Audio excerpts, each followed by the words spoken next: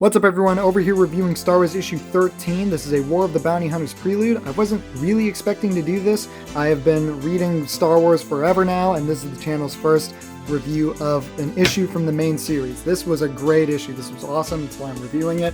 Really great issue. So, Charles Soule has been writing a ton of great Star Wars material. I loved his 25-issue run of Darth Vader. That was fantastic, and he's had really steady work with Star Wars related projects, but then when he got on the main Star Wars book, it's just been boring. It's been very directionless, and this issue, to be a prelude to this crossover event, took a break from the current story he's been telling with the Imperial Evil Lady and the Star Destroyer, the Tarkin's Will, and the Starlight Squadron, and blah blah blah blah blah. Gets right back into this. It's just these guys. This is just a random, awesome, fun adventure with Luke, Chewie, 3PO, and R2. And it was really, really great. First thing I want to talk about is this awesome cover by Carlo Pagulayan, whatever. He's been in the business a long time, and I don't know how to pronounce his name. Really great, awesome cover, but I don't know if you can tell in this video that it looked a lot clearer in the solicits, but then when it got printed, it's kind of fuzzy, kind of grainy looking. You don't hire Carlo Pagalags to do an awesome Star Wars cover and then make it look like it was taken on a 100-year-old camera. So, kind of weird, but probably looks great in this video. Anyway, the inside art is by Ramon Rosales. He's gotten a lot better. So, the guy who did the art for Charles Soule's first arc in this series was Jesus Sayas, and everyone was like, oh, that's so amazing, what a big get. And I was like, he's overrated. I like Ramon Rosales more, but even he is kind of like this no-namer that I never heard of before this series, and kind of surprising for Star Wars. It's a big book, and they get a guy I've never heard of, but he's gotten a lot better ever since. It's been really cool seeing his art grow and get better. That is something that happens with an artist pressured to pump out an issue every month, and they gotta fill a 20-page quota every month. They gotta get to it, and it's been a lot of fun. So story-wise, this has just been really great. Like I said, took a break. Just went to the compressed storytelling that I keep mentioning. Just a fun, great issue that you don't really need to read, the stuff before it. So it opens up with this is going to be a spoiler review by the way. So go out, go buy this book. This is a great issue. I recommend this. I don't recommend every issue of this series because not that it's bad, but it's been kind of just boring and dry, really stretched out. This was good. This was a good standalone issue. So opens up with Luke. He's come a long way. This isn't pre-episode 5 Luke anymore, it's post-episode 5 Luke. So he knows a lot more. He's a little closer to becoming a Jedi. And it's been really cool to see that grow. He's standing in the training room on the ship that they're on. I think it's cool that he's standing on the Rebel Alliance symbol. Got all the training probe droids right here. I think it's cool that we see them in different colors, but they look kind of weird to me. Like they were all just digitally placed here. That's kind of weird. That's my only complaint. Just goes right into him being a boss. So part of the things that makes Ramon Rosales maybe like not quite ready for prime time all the time. His figures look a little stiff, but sometimes. But this is really good stuff. I just love seeing Luke flip around, slicing all of them right there. See this cool flashback panel of Yoda saying, "You will know when you are calm and at peace." 3PO says hi and distracts him real quick, and then a droid shoots at him. I was going to turn the page, fully expecting Luke to get shot in the ass or something, to be like, oh, look how much of a goofball he is.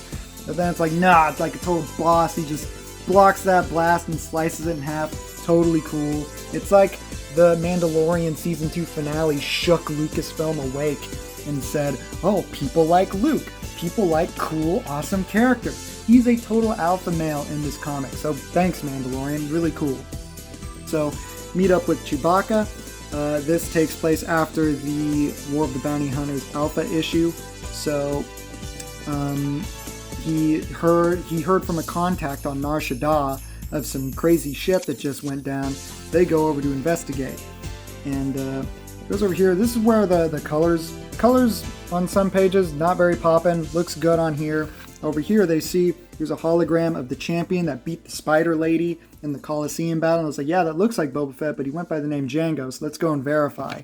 They go talk to the alien creature that admitted Boba into the arena battle, And then you get this bit here. Since on Nar Shaddaa, 3PO is going over all these phrases, these mottos on the planet. It says, nothing is free on Nar Shaddaa. Another is learn to love the lies. Yet a third is never tickle a hut. And yet a fourth is on Nar Shaddaa, business is... Then Luke just grabs his mouth and says, yeah, I get it, 3PO, here are your credits. And I love that because it's the little things that count. We took those moments for granted, these little things right here. 3PO being so full of knowledge but very annoying, and then the rest of the guys being like, okay, shut up. And it's like that's Star Wars to me. We know these characters' personalities very well. We can catch things. We know when they're being real. So it's like moments like these, I'm like, yes, you're writing them correctly, Charles Soule. You're giving them humanity. You're writing them with real human emotion. Even the droids. The droids in Star Wars are very unique because they have human emotion in Star Wars. And he's kind of written 3PO and R2 as really background characters in this series up to now. This is what Star Wars is. So then she decides they're asking too many questions and they buzz. She buzzes these guys in. And then as 3PO saying like, oh, that's so messed up. He had a, we made a deal with you. And then she says, well, you know what they say on Nar Shaddaa, business is betrayal. And then pulls a Ross from Monsters Inc. and slams the door shut. That was funny that she said another phrase that 3PO wasn't on his list of phrases for the planet. But then we get to these creatures, this gang. So they kind of appeared randomly in the end of the War of the Bounty Hunters Alpha. And I was like, oh, what's with them? So now we get to see like what that led to. So they're the gang at the end that were mad that Boba killed their champion and cost him so much money. It even cleared something up that I was confused about. I thought that since they were part of Kanji, that they were part of the Kanji Club from Episode 7. But then he says the huts of Nar Kanji, so it's something completely different. That's why they don't look like the Kanji Club from Episode 7. They look like gangsters being controlled by a hut gang on Nar Shaddaa. So that cleared that up for me. So then gets over here and says, you're asking about that, champion, you're coming with us. And Luke's like, nah, I love this panel right here. He ignites his lightsaber, and Ramon Rosan is really channeling the Walt Simonson aspect of old school Star Wars art right here, and I love this. It's simple pose, but it looks Walt Simonson-y to me. He has a yellow lightsaber right now because in the first arc of this series, he went and got it from a temple. From my friend who's super big in the Knights of the Old Republic, he informs me that people with the yellow lightsabers, yellow or orange blade lightsabers, were the temple guard. So it makes sense, he found it in a temple. I think he should just get to making his green lightsaber pretty soon though. But for the sake of the story, he needed a lightsaber. No, it's not because of Rey. No one cares. But anyway, so then they get into this, and he's doing the classic, like if you've played any Star Wars game and you just stand there and holding the block button, that's what you're doing. You're just waving your lightsaber around and it's working. He's blocking everything that these guys are blasting him. One idiot even threw a rock at him, it looks like, and he just cut it out. Who's the dummy who thought they could take him out with a rock? Anyways, blocking all that stuff. Really good action. Chewie doesn't want to leave without learning something because he wants Han back. And then even here, Sagwa. Oh yeah, I forgot to mention Sagwa. So you got the Wookiee that ended up being Chewie's contact on the planet.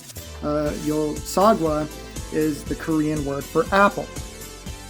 But more importantly, he is this Wookiee that Han and Chewie helped free in the Solo movie. They freed a bunch of Wookiees, but he was like the main one that they did this head hug thing to. And so it was cool to see him again. He just ended up being a guard on Nar Shaddaa, and I was like, oh, that was kind of a lame job to be liberated from Kessel. But I guess Nar Shaddaa needs guards too, so that's where he was. So kind of cool if they stayed in touch. Anyway, so then they make it through the planet. Action ensues. Jumps on this land speeder. Sagwa gets the gun. I think it's cool that it's kind of this machine gun with a gun shield and everything. Looks very militaristic. And they're just pretty much making a break for it back to the Falcon. Here's another page where the colors are really popping. So you can see once again how much Ramon Rosanas' art has progressed through his career.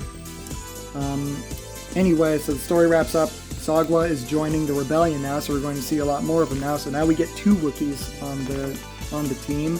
Kind of randomly, R2 magically has a list of... what is it? A list of Jedi outposts across the galaxy. And Luke is kind of like, oh wow, this is the Force. It's like, thanks God.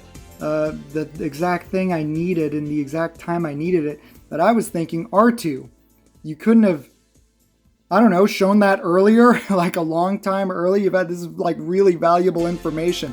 That was really shoved in there. It's going to be a thing in the next issue. This is how you write comics. You set up what comes next in the end of the comic. But I thought that was really kind of odd. And then even here it says, tell me everything. And then you turn the page, and then it's just like, it told him everything. It's like, oh, this is going to take a long time to verify all this data. So right here would have been a good spot for the editing team to put a little bubble that says an hour later or something, after R2 shares all the info with Luke. And that is where the issue ends pretty much. It's going to telling me to go out and buy War of the Bounty Hunters issue 1 when that comes out, which I was already planning on it. And that was the issue. So this was the best single issue of Charles Soule's Star Wars series yet, because it was just so concise. It was fun and fast, very old school. It reminded me of the old Star Wars comics where you could just have a random adventure. And I think that is the thing I'm now realizing with Charles Soule on this book. His other Star Wars projects have been great. With this one, he's been struggling. It's been boring. He's been stretching out the story arcs longer than they had to be. And I think he needed direction. He needed like someone or something to tell him, like, this is the big story. You write what goes into it, how to lead up to it. And so since he had to write a prelude to this big crossover event that's happening now, he was like, great. And you have 20 pages to do it. Great. So with some direction, he wrote the most entertaining issue of his run yet. So pretty great stuff.